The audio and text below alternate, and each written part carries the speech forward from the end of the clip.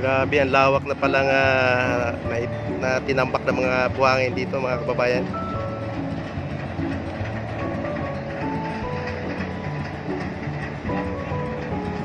Hanggang doon, no, sa kabila.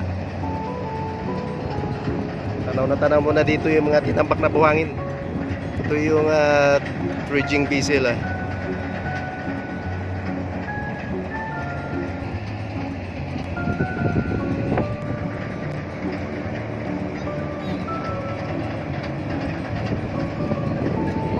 Yan.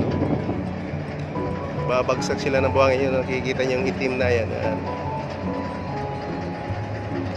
Sa may dulo yan, sa may pitan ng